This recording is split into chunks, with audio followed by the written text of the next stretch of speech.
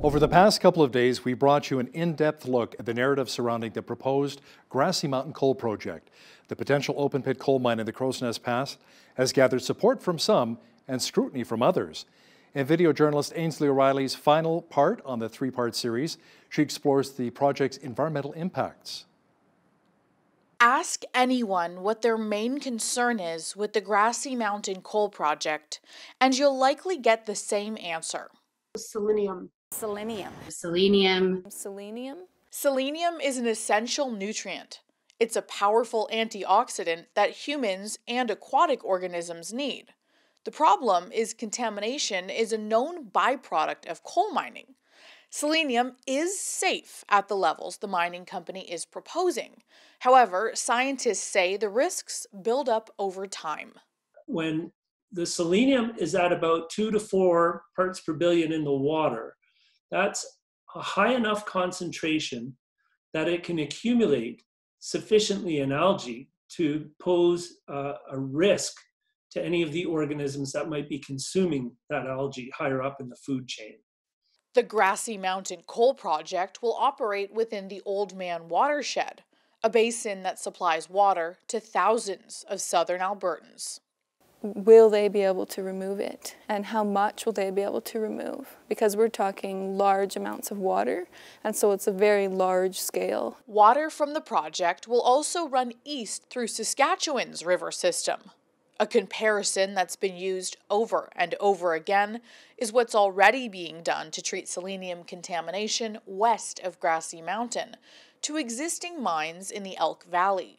Reports of disappearance into rare cutthroat trout, deformed fish, and alarming levels of selenium have been made, extending into Montana's Koocanusa Reservoir as far as Idaho.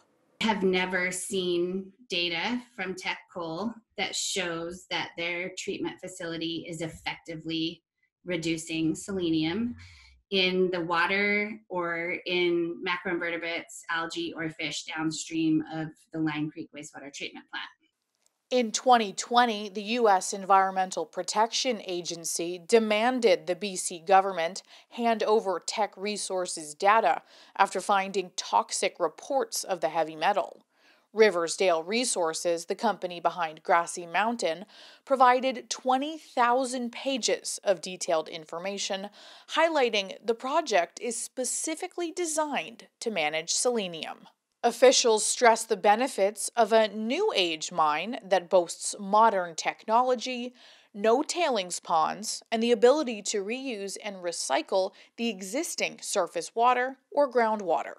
Applying the technology that has been developed over the last 2 or 3 decades, and we're designing it in from the first day of this project. So that's putting us on a completely different level from some of the other mines. They're basically saying, well, we'll just contain all of the water and then we'll treat it. Well, how hard is it to contain that volume of water in such a difficult and mountainous terrain with the huge variability of water flows that we experience in this area?